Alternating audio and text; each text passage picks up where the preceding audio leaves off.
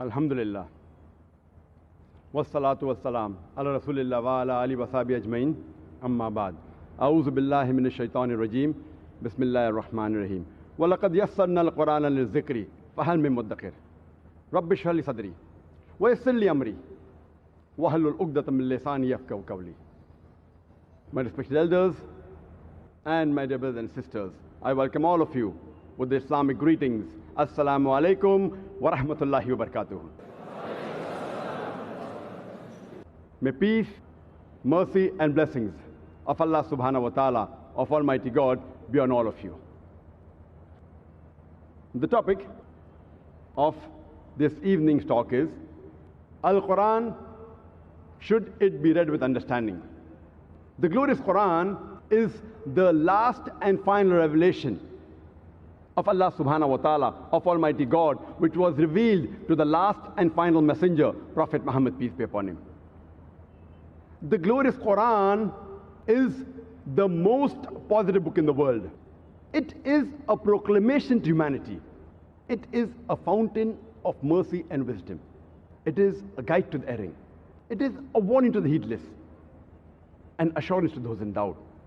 It's a solace to the suffering, and it is a hope to those in despair.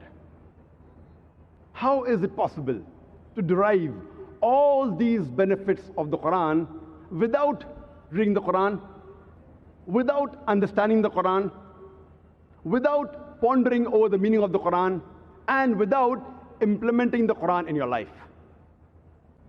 Alhamdulillah, the glorious Quran is the most widely read book in the world. But unfortunately, it is also the book which is most widely read without understanding. Because the majority of the Muslims read the Quran without understanding, that's the reason the contact, the benefit that the Muslims derive from the Quran, it has decreased. The touch of the Muslims with the Quran has declined. Imagine, if a person comes to the Quran and he goes away empty-handed, hearts untouched, soul unmoved, and the life unchanged. What a tragic misfortune it is.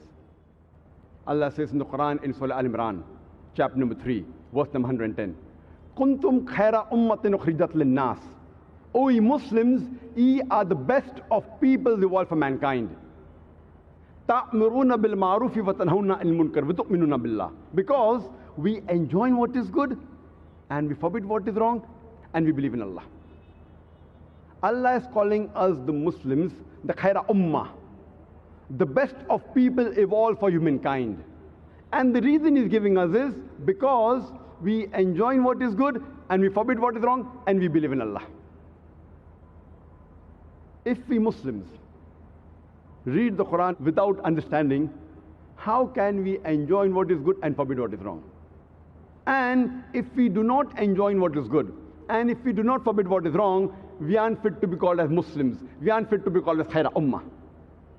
So if we want to be called as khaira ummah, if we want to be Muslims, we have to read the Quran with understanding so that we can enjoin what is good and forbid what is wrong. The Arabic word Quran is derived from the Arabic word qara, which means book.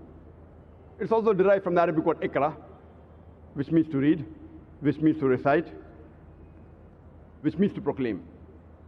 How can we proclaim the message of Allah subhanahu wa ta'ala without understanding the message?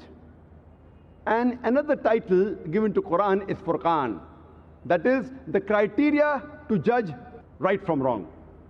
We can only judge between right and wrong if we understand the message of the Quran. Without understanding the message of the Quran, it's not possible that we can use the Quran as the Furqan, as the criteria to judge between right and wrong.